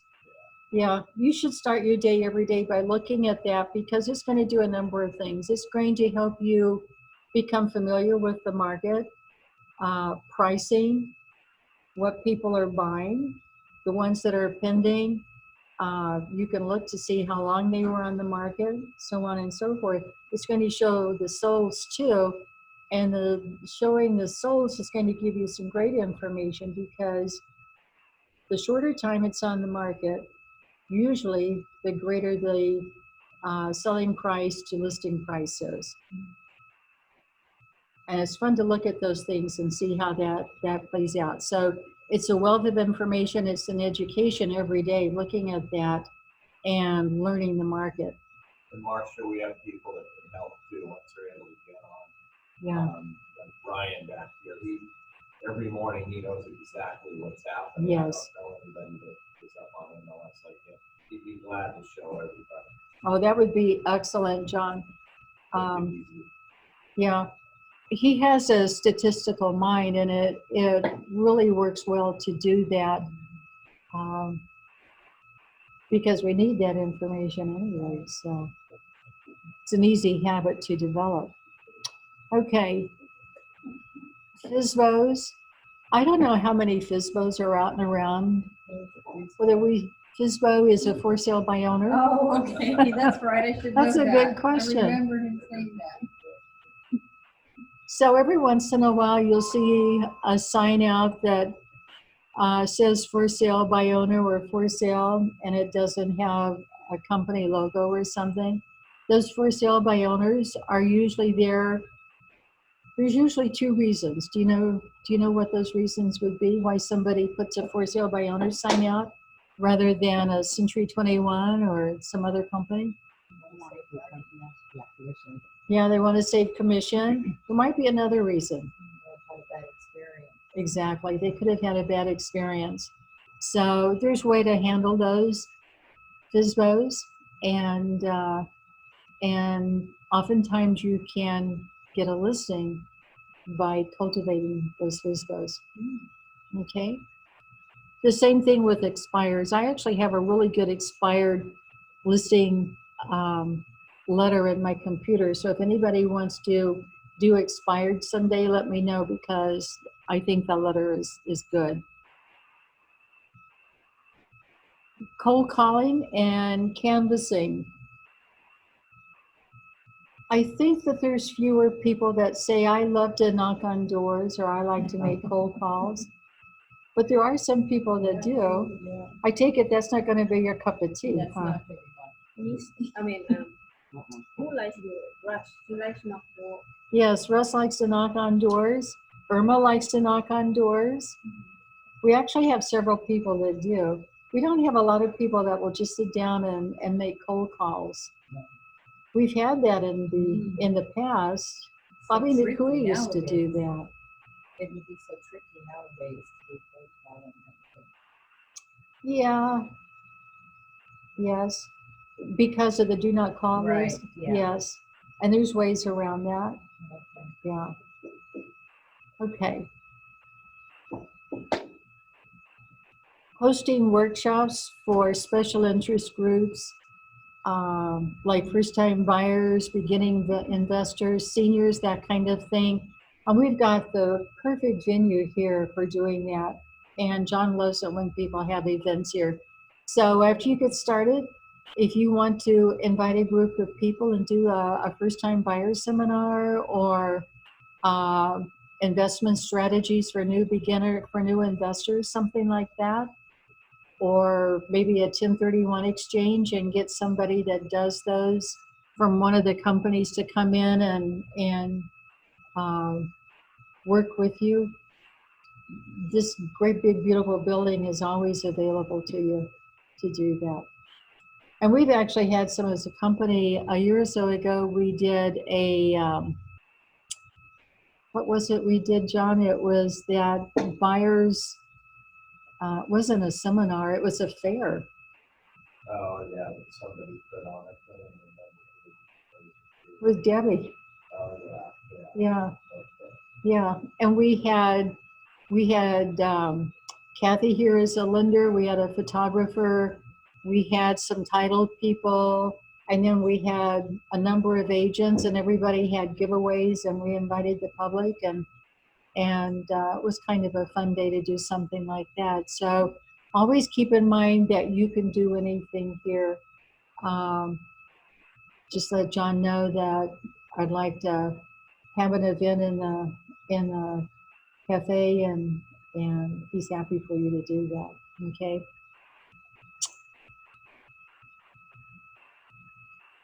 Geographic farming, that can be a very good thing. And let's talk about geographic farming. Do you have any ideas just from those words what that's all about, geographic farming? Yeah, because we did with this Chicago title last week. Oh. Yeah, but not a lot. Okay. Like you can get some information around the area. Something like that. Okay. Yes, geographic farming can be an extremely lucrative thing to do, but it takes perseverance, consistency, and you have to think long range and do it ongoingly. We had a lady that retired that lived over on the bluff, and she worked that bluff area as a geographic farm and got a lot of business from it, Donna Kohler, and did quite well. And with a geographic farm, you're going to do a number of things. You might do some door knocking, but you're probably not going to start out with that. You're going to do something to introduce yourself. I want to be the neighborhood specialist. You might choose a neighborhood that you live in. You might choose something that you don't live in because you've done some research and you see that the turnover rate is pretty consistent there. So you pick the neighborhood that you want, and then you're going to become the neighborhood expert with that. Now, Donna set up a blog, and through that blog, she had neighbors communicating with neighbors, and if somebody needed a babysitter or somebody needed a plumber, they all shared that information. And because she was part of the neighborhood, she'd go out and knock on doors, and She had little items of value to give them and that kind of thing. And she just got a tremendous amount of business. But it takes time to develop that, and you want to be consistent. But once you're there, you're really there.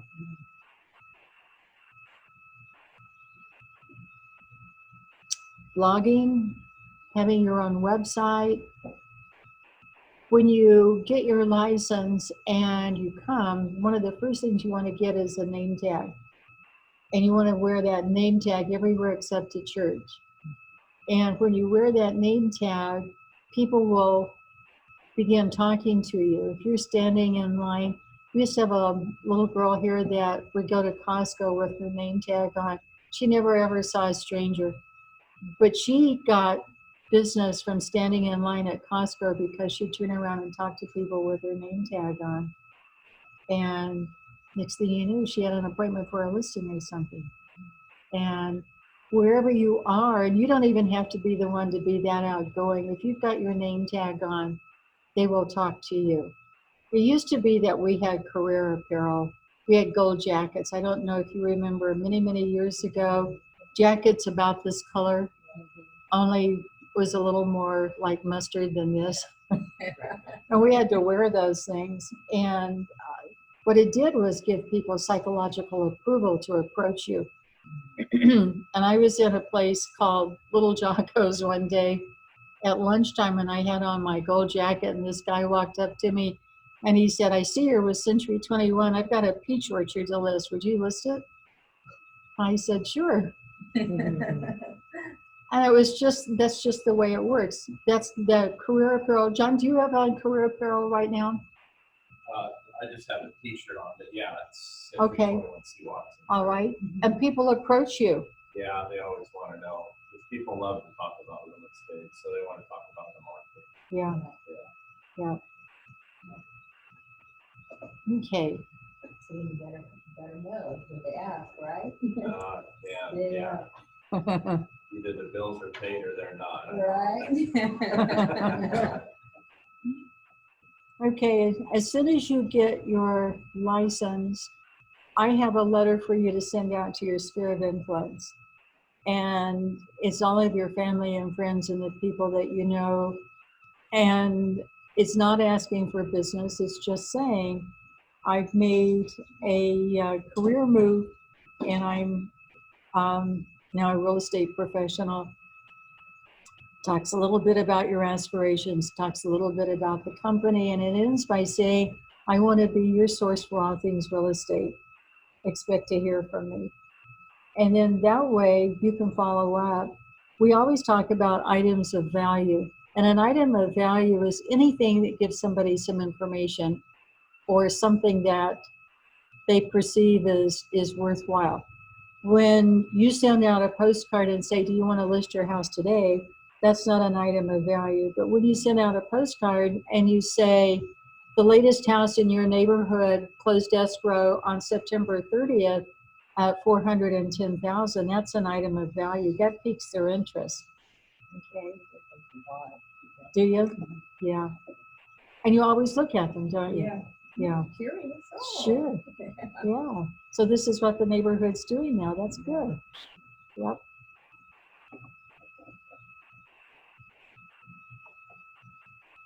If you're looking for something to do to try to get business and you haven't fit into some of the other categories, join something. Because when you join something, you're going to be talking to people about what you do. So what kind of things can you join? And if you can join something, start something. A friend and I started a book club in 1985 in Arroyo Grande, and it's still going strong. And when I moved here, the first thing I did was to set up a book club. I found out people here don't like to read. So it didn't last very long. But if there's not something out there that you're interested in, just start something. People will come, at least for a while. But what kind of things can you join? Toastmasters, yes, that's a good one. Do you belong to that? No? Would you like to? What is it called? Toastmasters. Toastmasters. What is that? It's a, do you want to say? No, go ahead. Okay. It's a group where people become comfortable with public speaking and impromptu or maybe an assigned. And it's a good thing because it starts off with a small group of people and you've got a topic, you get up and you just talk about that and you develop a lot of self-confidence in that. And then before you know it, you're out talking to hundreds of people. It's a good group, and I know there is one over at Kaiser Hospital. It's where one of them meets, but there's a lot of them around. Another group that we did this years ago. I have friends that like to make groups. We all had a wardrobe of after 5 clothes because people used to wear after 5 clothes. And so, but there was never any place to wear them. So we formed this dinner group and we called it Plank and Chalice. And every month we all went out to dinner as a group in our after 5 wear. And it was a lot of fun to do. So whatever your interest is, what's an interest that you have? Uh-huh. There's a business one. What's that early morning business? Oh, a one? networking group. Yeah. Yeah. What is that one? I can't remember. Uh, They meet early in the Yes. morning and they're all different business owners. yes. Do you know the one Kathy belongs to, John? I don't, but there's a lot of them. Yeah, there are. Yeah. Jalen's in one too. Is he? Yeah. Oh, that's a real good. And if you can't find one, make one, and it will grow. Now, one of the things that Buffini talks about, and this is too soon for you at this point, but having a vendor group, we have people that we work with, the vendors, home inspectors, plumbers, all kinds of people that we come in contact with. And if you have a vendor party, then you can turn that into a weekly, not a weekly, a monthly event, maybe a quarterly event. Get all of your vendors together, let them invite their friends, and you don't even have to pay for it. You can have a little kitty where they can pay $10 and you provide coffee and donuts. Again, we've got the space here to do that kind of thing. That can be very successful, and it's another kind of networking group.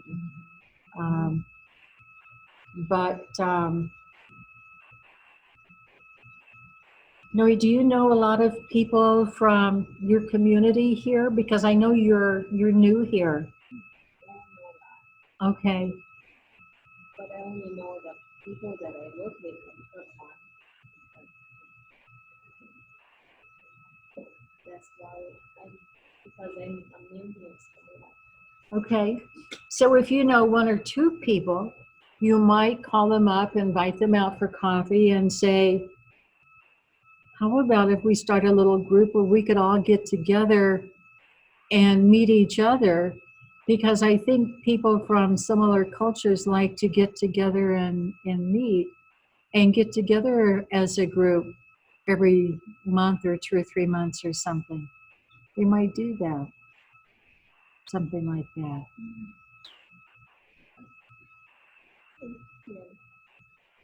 The only one with gamble to go to. Oh, well, that might be a good group to get in with. Yeah.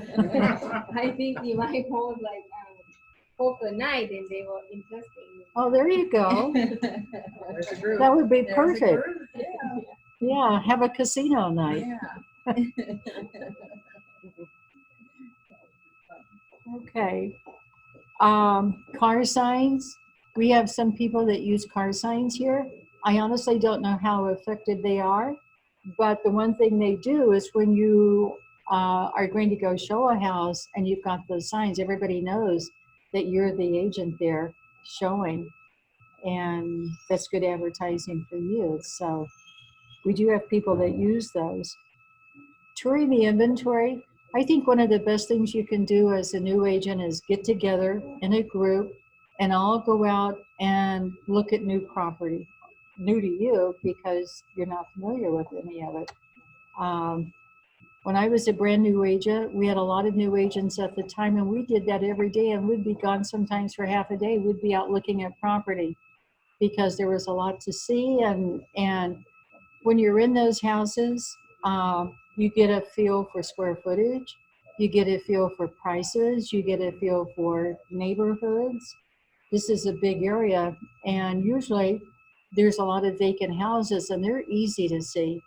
But if there's a house that isn't vacant and you want to go see it, just make an appointment and say, I'm a new agent. I have a friend that's a new agent. We're trying to see some of the listings, and yours looks especially appealing to us because we'd like to know about it for the future, and go take a look at it. They'll be thrilled for you to come and look at their home.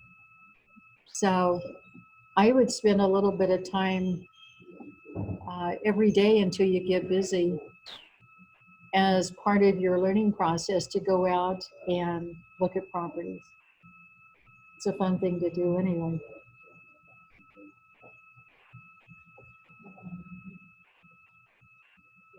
And then social and sporting events.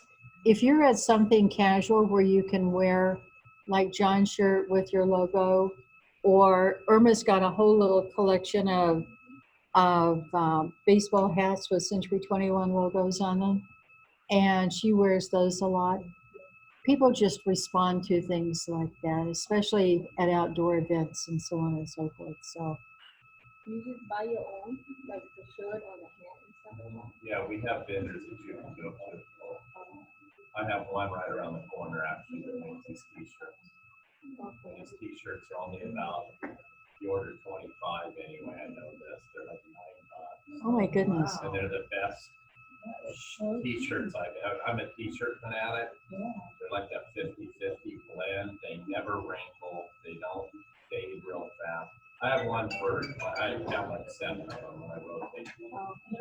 Please give me. I've had them for 3 years. So you say $9? I'm sorry, $9 a shirt or 25, yeah. oh, 25? Yeah, but there's nothing wrong with that because you can give them to family. They ask your family if they're in real estate and over money. So they're a good gift to give to somebody for $10 to get advertised. Yeah. Yes. If you have later on, you're going to have client parties, or that's a good thing to do. And if you have client parties and you order t-shirts for the whole group, or maybe you only order t-shirts for the children coming, then those are out and about, and that's good advertising for you. Plus you can write all of that off. Write off. Yeah. If you're making money, you're gonna want write off. Yeah. That's the thing. Yep. Including a car, have a big fat car payment you gotta make every month. That's Makes you work true. harder. Yeah, Yes. keeps you motivated. Expensive car. Yeah. Can you please give me that phone number or information about Sure. that place? Sure. I'm getting ready to order some more, so we can talk. I have this card on my desk. Oh, no. Good. You know, another thing is relocation and referral. That actually is one of the founding things for Century 21, being able to refer somebody. It used to be across the state or across the country. Now we can refer around the world because we have offices all the way around the world. And when you're talking to people, you always want to say to them, if they're moving, are you working with an agent where you're going? If not, I can put you in touch with an agent that we can interview first and make sure they're a good fit for you. People like that. So that's a very good thing to do. And the nice thing about being able to send out a referral is that when that person that's being referred buys something or sells something in that other area, you get usually a 25% commission off the top of that sale that comes back to the office. And That's easy money. We call that gravy money. So I'll never forget referrals because they can be a very lucrative thing. We had a lady one time that said she wished that she'd put more thought into that because her sister sold a $2 million house down in the LA area. And if she could have had a referral off of that $2 million sale, it would have been pretty lucrative referral. So no matter where they are or what they're doing, if you're down visiting family and they say, we're thinking about selling our house, say, wait just a second. Let's look for an agent for you together. Let's custom find that agent, and then you can refer them and get that commission. I have an old friend I haven't talked to in years that reached out to me last time on Facebook, Say and this. she just You bought a can say $1.2 million home in You can Shelby always Beach. touch that. So, Oh my Yeah, like- gosh. that's a good Different referral. counties do different things. Yeah. It's not really that Yeah. My fault easy to was sell. keeping in man. touch with her well enough. That's why. Don't you hate that? Go to the, agent. Okay. They Um, belong to same team you want to. Any this is something that we've done. Number 21 is something that we've done here, and I wish we had an agent that really wanted to do this, because if you get in with the HR departments at hospitals or different facilities, that can be a gold mine. It's something you have to cultivate. It's kind of like geographic farming, except you're doing it in a hospital or a clinic or a school or wherever. And I've got a lot of stuff in my computer for anybody that wants to do that kind of thing and cultivate that business. The only problem with the hospitals is that sometimes you end up being a tour guide, because some doctor's coming to the area and he's looking to see if he likes this area. So you may be doing the tour guide thing and he doesn't come. But I always think that that activity is rewarded sooner or later. You may have friends that are going to come here and that something good will happen. But getting in with an HR company can be a very, very good thing.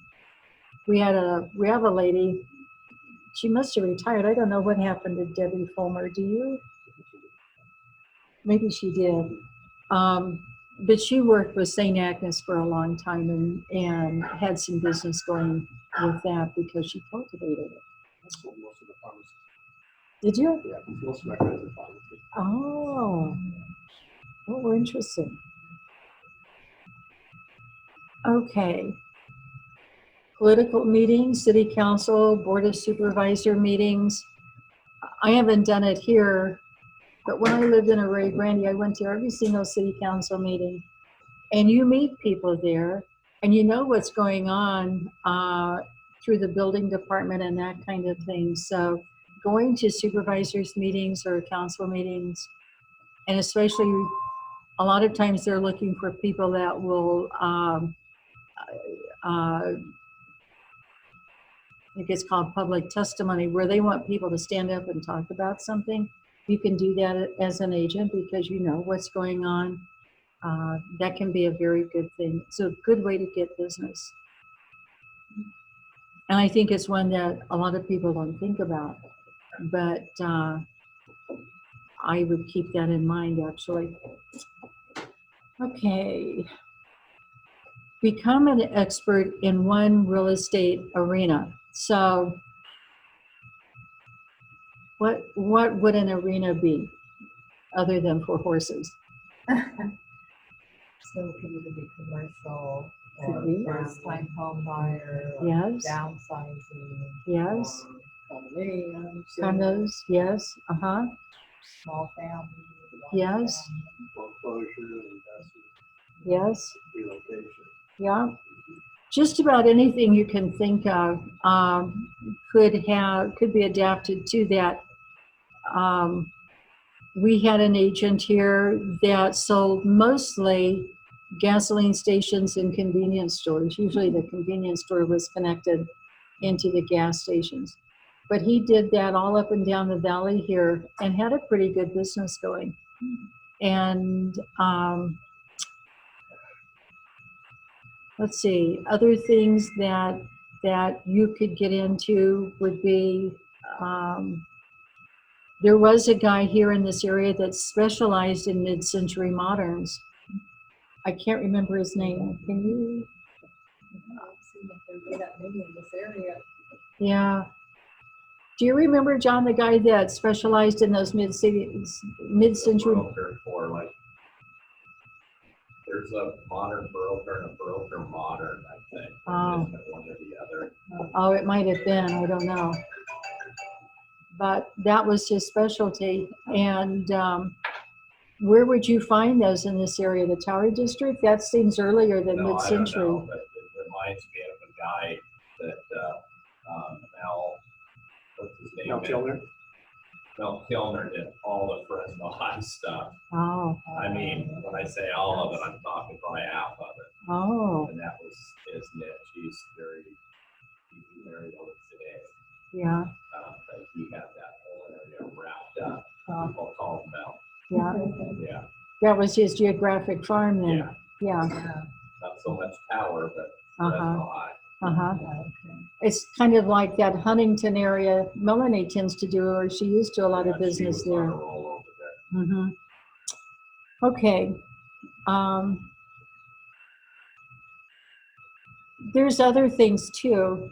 I had a broker friend over on the coast that had an agent that ended up selling one garden and nursery in that area.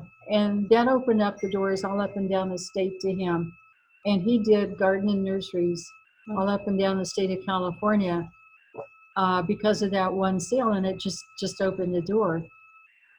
I kind of got into two things years ago. One of them was residential care facilities. And I had a number of people that were involved in those residential care facilities. You could have up to 6 residents, and they might be memory care people or just old age or whatever.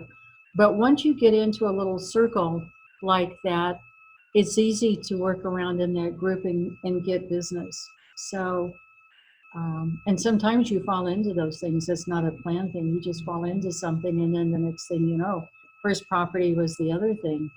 Used to do a lot of first property because there was so much of it. But it's kind of what you're interested in too. But a lot of times, if it's lucrative, you can become interested and become the expert very easily. Okay. Volunteering, volunteers in whatever you might like to do, philanthropic organizations, Red Cross, Easter Seals. Easter Seals is the Century 21 philanthropy, and we still have some ties with that group. So anything that you might be interested in, youth activities, grandparents, at ball games, dance recitals, piano recitals, so on and so forth, clubs and organizations, personal promotion through advertising, short sale campaigns and letter campaigns. In the days that we had a lot of short sales and REOs, Mitz was the expert and still is. Nobody knows as much about that stuff as you do, Mitz. Past us now. Hopefully not coming back, Yeah, huh? hopefully not. Okay, so does that give you an idea of where to look for business? It's out there, it's all over the place. You just have to start a conversation with somebody, and next thing you know, there's some business. We talked earlier about your sphere of influence, and what is your sphere of influence? How would you define it?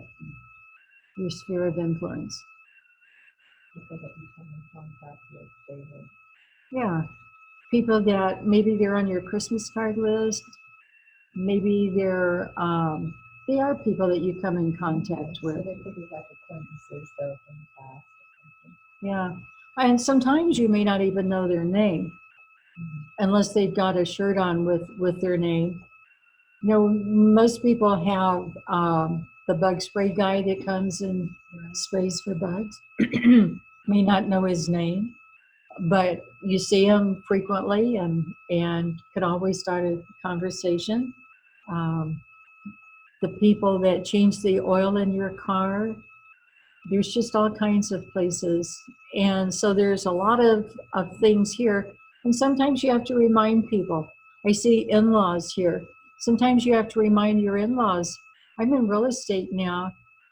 If you see anybody or anybody's talking about selling something, you won't hesitate to mention my name, will you? And if I give you some cards, will you hand them a card? But sometimes you have to remind people because they forget or they think maybe they're entering territory that they shouldn't be in or something. You never know. So invite them in.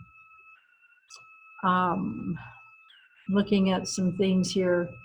Your dental hygienist, the dog groomer, your CPA, swim coach, piano teacher, your plumber, masseuse, the physical therapist, if you belong to a quilters group or a knitters group, or you play parcheesi or pinochle or something like that. Children's teachers and sports coaches, so on and so forth.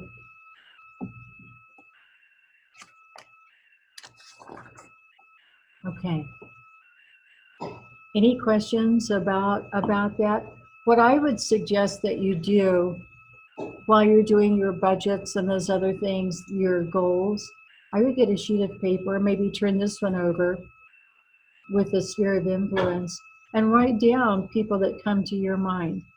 I've got a dog groomer, I've got a manicurist, I've got a hairdresser, I've got a customer service representative where I take my car to be serviced. I've got the guy at the tire store that I see every few years. My name is in his thing at his business. Might as well have his in mine and remind him. I like to send people to buy tires from you. Would you send somebody to buy a house from me? I would recommend one thing though. Have a response because they're going to ask you, so what's going on with the real estate business right now? So, maybe read up a little bit on the economics or, maybe ask one of us what you think the market's doing right now because you do have to have a response. Otherwise, you are going to lose those clients. They're going to say, well, this guy doesn't know what he's talking about. Yeah. So, anyway, something a little bit, an answer. Miss is absolutely right. And if somebody were to say today, thinking about the coronavirus, business must really be bad right now because of the coronavirus. That just isn't true. We actually have a lot of business going on, much more than we anticipated. People want to get out. Plus, are you finding people want to buy? I've heard that people want to buy rural land now.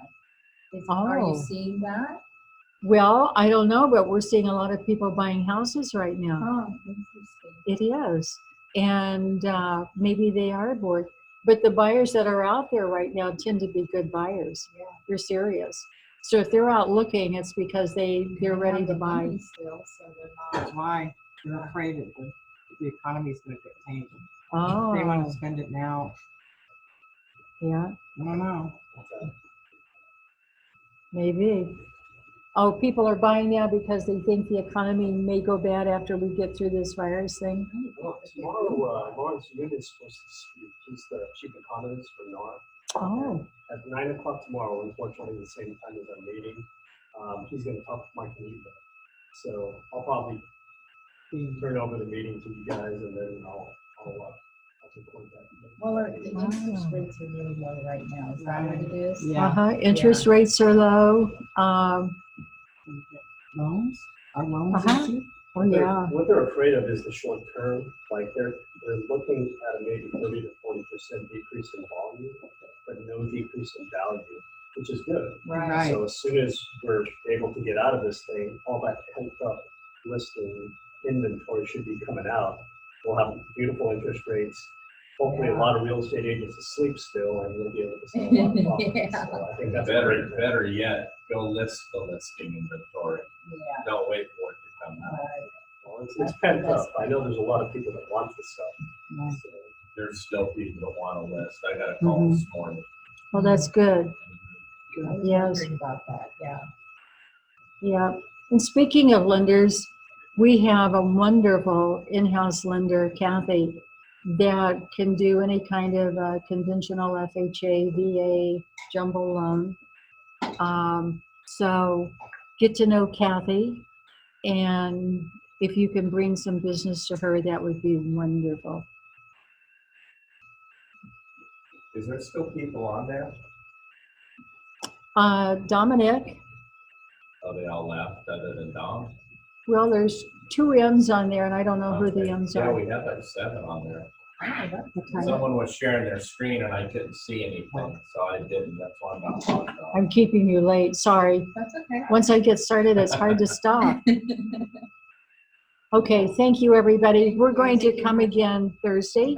We're going to continue to work on this. So if you can work on your budgets and your business plan and your mission statement and your sphere of influence, we're going to talk more about that on Thursday, okay? For those of you at home, if you'd like to come in, we have a big empty space here with more than 6 feet between people. We'd love to have you come in. Okay, thank you. All right, thank you. Yeah, real quick as a last note, you know, I've been attending a lot of classes that Century 21's been putting out right now, and what Marsha's teaching right now is exactly what they're recommending. You know, you have to start with your plan, figure out where your clients are coming from, set up your sphere of influence, and really address all these people, because, well, maybe a lot of you guys are newer, but your normal flow of real estate transactions are kind of going to be cut off because of the coronavirus and the social distancing. So we have to make it up in other ways. So you do have to kind of maybe think outside of the box or go outside your comfort level to try a few different things to supplement your income and everything. So just a word of advice that Marsha's got everything under control, doing what the experts are saying. And this is all going to be recorded. I'm going to stay up late tonight and get it all uploaded, and we'll have this on for reference for you guys on YouTube. So if you guys have any other questions, you know, just shoot us an email. I'll make sure to get Marsha's email address put at the end of this video, or in the beginning too. And then we'll go from there. Thank you, everybody. Great. Okay, see you on Thursday. Good. Feel free to stop me when the time is up, because